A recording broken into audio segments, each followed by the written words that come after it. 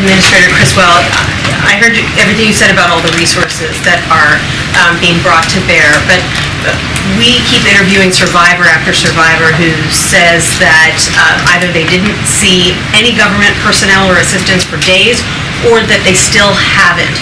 How do you explain the disconnect between what they're saying and what you're saying about all the resources that are there in Maui?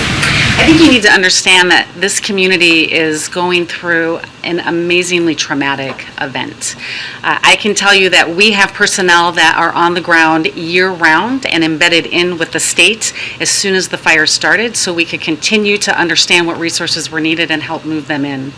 The Coast Guard conducted 17 rescues that day and supported 40 additional rescues. And so they were there Tuesday helping these people escape the flames that they were experiencing. We have staff in the shelters. I met with many of the individuals. They're right there. Our staff are walking and talking to the people and helping them register for assistance. We also have our voluntary agencies like the United Way and the American Red Cross that are there. And we know that we need to get to everybody. There's also people that are staying with family and friends, staying with residents in other parts of the island, and that's why our teams will continue to go out into the communities to make sure everybody that needs assistance can get assistance. I think the Disaster Recovery Center is going to be one way that they have a place and a focal point that they can come get their questions answered instead of just going to a shelter, which is what's been available right now. I know that FEMA takes a backseat to states in situations like this, but Hawaii is a small state. Does Hawaii have the staffing and the expertise to lead a recovery effort of this magnitude? And we've been embedded with them.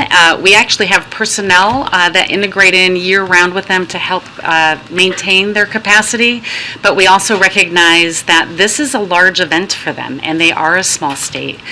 They have asked for assistance from some of our other states, and I can say like California, Cal OES is sending one of their incident management teams to embed with Maui Emergency Management to help give them the capacity, help give them some of the relief they need, and help develop that structure to maintain this longer-term response. Could the state turn leadership of the recovery effort over to FEMA if they wanted to?